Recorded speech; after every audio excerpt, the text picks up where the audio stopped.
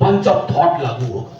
संविधान और आरक्षण को लेकर के जो भ्रांतियां फैलाई भाजपा के लोगों ने, और किनको दोष दूं, प्रधानमंत्री, मेरे भी प्रधानमंत्री जाएगा 4 जून के बाद जैसा ही सत्ता में बदलाव होगा तो कार्यशैली में भी बदलाव होगा, आर्थिक सामाजिक न्याय होगा। इसमें जो ईडी और सीबीआई और आईटी जो कार्रवाई होती है, अगर ये बात सही है तो अदानी और अंबानी पर कार्रवाई होनी चाहिए। धार्मिक आरक्षण की बात नहीं है, ये शैक्षणिक सामाजिक आधार पे है। प्रधानमंत्री जी ने मंडल कमीशन रिपोर्ट नहीं पढ़ा। पनोरमा ग्रुप, जो सोचता है वो करता है। आपके अपने सपनों का आशियाना। Just now, even Bhattacharya ji and all other political parties, they met the election commission. Again, I am writing today, just which I signed. Again, I am sending a letter that will be disclosed after reaching election commission. I will give copy to press. Sir, Sam Pitroda और मणिशंकर अय्यर के बयान के बाद प्रधानमंत्री काफी attacking हो गए हैं। क्या लगता है कांग्रेस पार्टी पर ये बैकफायर हो जाएगा? क्योंकि 2019 में भी मणिशंकर अय्यर ने इस तरीके का कुछ बयान दिया था प्रधानमंत्री को लेकर। क्या बोले हमने? सैम पित्रोदा और मणिशंकर अय्यर के बयान के बाद कांग्रेस पर प्रधानमंत्री काफी अटैकिंग है। क्या लगता है इनके बयान के बाद कांग्रेस पर ये बैकफायर हो जाएगा इस इलेक्शन में? देखिए, वो सैम पित्रोदा जी ने कहा था, जो भी कुछ कहा था, उन्होंने एक बोला कि इसीलिए मैं रिग्रेट करके मैं उस स्थान पे नहीं रहना चाहता हूं, ताकि मेरे स्टेटमेंट के वजह से दूसरों को नुकसान न हो। इसीलिए उन्होंने अपना त्यागपत्र दिया, हमने स्वीकार किया, खत्म हो गया। मणिशंकर अय्यर सर, दूसरे मणिशंकर, ये पुरानी बात है, 100 बार वो बोल चुका है कि माफी मांग लिया है, फिर भी उसको बार बार इन्हों लाते हैं। अब 75 साल 70 साल की बात मोदी लाते हैं, तो ये भी ऐसा ही है, जो बातें पुरानी बातें हैं उसको लिंक करके बोलने में वो मशहूर है। और हमको भी बोलते हैं कभी कभी, जो हम बोलते हैं काट छाट के आपके इस पे डालते, ट्विटर का हैंडल पे डालते हैं। हर जगह उनका काम ही है कि जोड़ तोड़ करते रहना। ये अब लोग सुनने वाले नहीं है। सर, धर्म के आधार पर एक आरक्षण को लेकर के बीजेपी के नेता प्रधानमंत्री लगातार बोल रहे हैं कि कांग्रेस आएगी तो धर्म के आधार पर आरक्षण होगा। आप लोग का क्या स्टैंड है, क्या कहेंगे?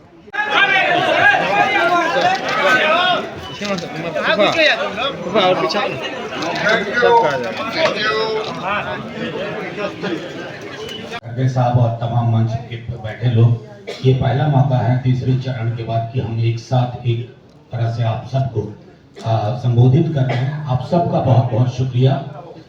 मैं खड़गे साहब को आश्वस्त करना चाहता हूं, इंडिया गठबंधन की ओर से तमाम दीपांकर भाई हैं, कम्युनिस्ट पार्टी से हमारे साथी हैं, बहुत जबरदस्त हमें संदेश मिल रहा है।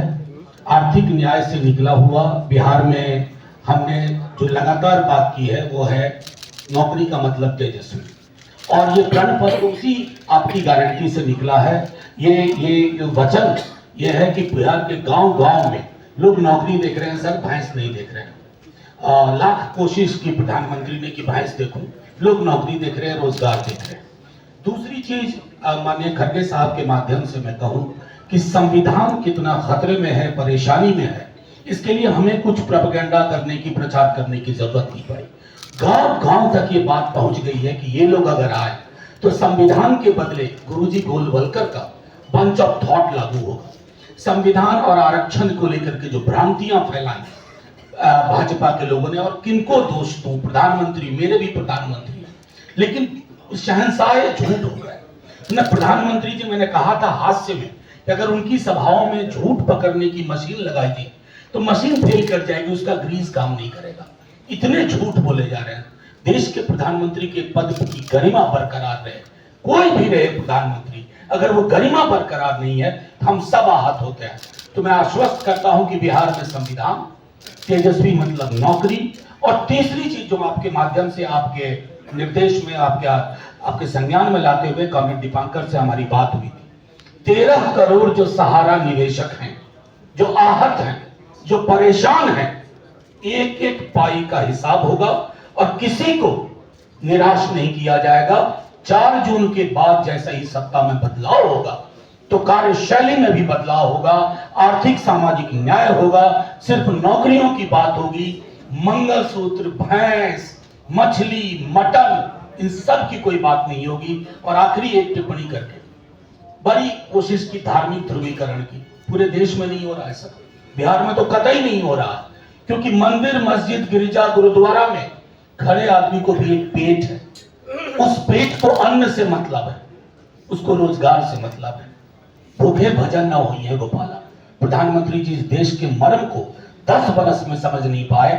2024 में भारत की जनता और बिहार की प्रगतिशील जनता वोट आउट करेगी, उन्हें सत्ता से बेदखल करेगी, और मैं समझता हूं कि वहां से एक प्रगतिशील समाज की शुरुआत होगी, एक सत्ता की शुरुआत होगी। शुक्रिया। आदरणीय दीपांकर भट्टाचार्य, आदरणीय खड़गे जी, उपस्थित मोहन प्रकाश जी, मीरा कुमार जी और इंडिया गठबंधन के तमाम साथी और पत्रकार मित्रों, आप सबको नमस्कार। बस 2-3 बातें ही आपसे साझा करनी है। पहले जब चुनाव का दौर आता था तो एक ही संस्था के बारे में हम लोग सबसे ज्यादा सुना करते थे, ईसी, इलेक्शन कमीशन। और मोदी जी के दौर में अब ईसी के बारे में कम और ईडी के बारे में ज्यादा सुनाई देता है। सामने से ईडी और पर्दे के पीछे से एक ईबी भी था, इलेक्टोरल बॉन्ड। तो सुप्रीम कोर्ट ने एक अच्छा काम तो किया, इलेक्टोरल बॉन्ड को अनकॉन्स्टिट्यूशनल करार दिया। और कल हमने देखा जिस आधार पर सुप्रीम कोर्ट ने अंतरिम जमानत दी अरविंद केजरीवाल जी को, मैं समझता हूं कि ये भारत के लोकतंत्र के लिए बहुत जरूरी और स्वागतयोग्य फैसला है। ईडी को रिस्ट्रेन किया गया। ईडी जिस तरीके से दखलंदाजी ईडी की हो रही है चुनाव में, और जो चुनाव के फ्री एंड फेयर इलेक्शन को बाधित कर रहा था, उस पर एक हद तक रोक लगी। तो हमें लगता है कि आगे जो और 4 चरण के चुनाव हैं, तो सुप्रीम कोर्ट की नजर रहेगी, पूरे देश की नजर रहेगी, और इस चुनाव को हम लोग जहां तक संभव हो जन दबाव से फ्री और फेयर बना के रखेंगे।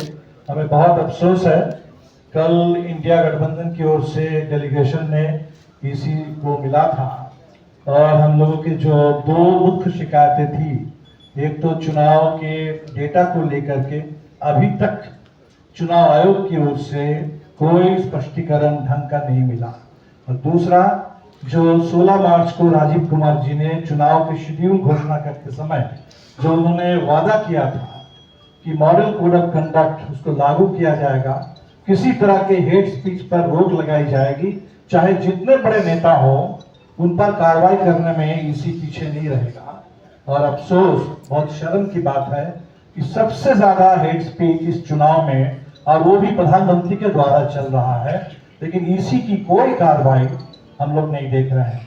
हमने ईसी से अपील की थी कि आप कार्रवाई करें। ईसी ने एक पोस्टमास्टर की भूमिका निभाई, हमारी चिट्ठियों को नड्डा साहब को फॉरवर्ड कर दिया कि ये शिकायत मिली है, लेकिन ईसी ने कोई कार्रवाई नहीं। मोदी जी लगातार, खासकर पहले चरण के बाद से ही, हर मुद्दे पर हिंदू मुस्लिम कर रहे हैं। पूरे रिजर्वेशन की बहस को उसमें भी उन्होंने हिंदू मुस्लिम घुसाया। भारत की क्रिकेट टीम, जिसमें भारत के पास बहुत कम ही स्पोर्ट्स में सफलता है, तो वो क्रिकेट टीम, उसने वो कई बार वर्ल्ड कप जीता, जिस पर हिंदुस्तान को नाज है, वहां भी उन्होंने हिंदू मुस्लिम किया। लेकिन हिंदू मुस्लिम करते करते एक सेकुलर मुद्दे को मोदी जी ने छेड़ दिया है, और मैं समझता हूं कि इससे ज्यादा सेकुलर मुद्दा इस समय देश में कुछ हो नहीं सकता था, जो मोदी जी ने कहा कि अदानी और अंबानी टेम्पो में भर भर करके काला धन पहुंचा रहे हैं। तो बाकी तो झूठ बोलते हैं, नफरत फैलाते हैं। इसको मैं मानता हूं एक कन्फेशनल स्टेटमेंट। एक कन्फेशनल स्टेटमेंट देश के सामने उन्होंने रखा, 3 in 1 कन्फेशन। उस एक वाक्य में एक जो उन्होंने एक इमेजरी प्रस्तुत की, उसमें 3 कन्फ्यूजन है। नंबर 1, जो मोदी जी का दावा था नोटबंदी के साथ साथ कि काला धन समाप्त हो गया, तो उन्होंने माना कि काला धन का बोलबाला जारी है, चुनाव में काला धन चल रहा है। दूसरा, जब अदानी के बारे में हिंडनबर्ग की रिपोर्ट आई और संसद में ज्वाइंट पार्लियामेंट्री कमेटी की डिमांड उठ रही थी, उसको उन्होंने दबाया और ये कहा कि अदानी हिंदुस्तान के गर्व के प्रतीक है, देश के प्राइड का है। अदानी के बारे में जो बोलेंगे वो एंटी नेशनल है। और आज उसी अदानी पर मोदी जी ने आरोप लगा दिया कि अदानी और अंबानी वो यही काम कर रहे हैं कि टेम्पो में भर भर करके नोट पहुंचा दे रहे हैं।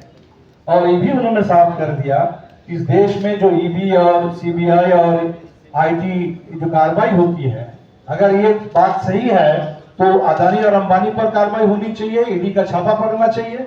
लेकिन अगर नहीं पड़ रहा है, ये भी मोदी जी ने कबूल कर लिया कि ईडी, सीबीआई, आईटी इसका इस्तेमाल बिल्कुल सिलेक्टिव ढंग से हो रहा है।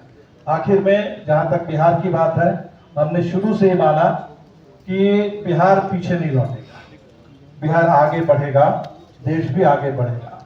तो इसीलिए 2019 के चुनाव को भूल जाइए। 2019 पूरे देश के लिए बिल्कुल एक अलग किस्म का चुनाव था।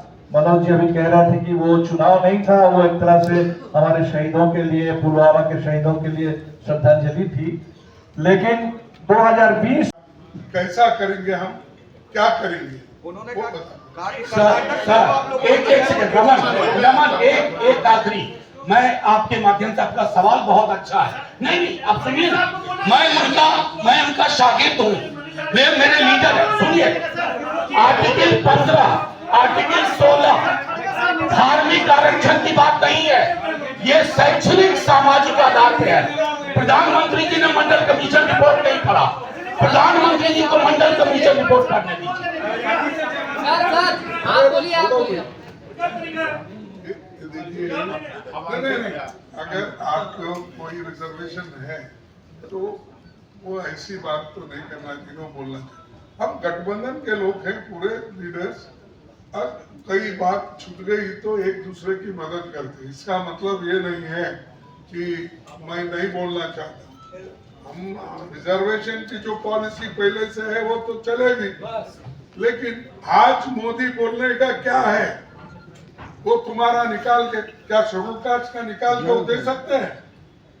वो तो संविधान में है, आर्टिकल जो भी हमारा 300 क्या है, 340, हाँ 340, 338, 340, ये तो आर्टिकल डॉक्टर बाबा साहब अम्बेडकर और सभी लोग मिलकर कॉन्स्टिट्यूंट असेंबली में बहस करके लाए सो आर्टिकल है, इन्होंने लाए सो नहीं है। जो चीजें इन्होंने कर नहीं सकते लेकिन दूसरों को ब्लेम करते हैं, तो इसीलिए वो छोड़ दीजिए। मैंने कहा ना, जब हमारी गठबंधन की सरकार बनेगी तो बाकी के चीजों का मैं उत्तर दूंगा। पनोरमा ग्रुप, जो सोचता है वो करता है।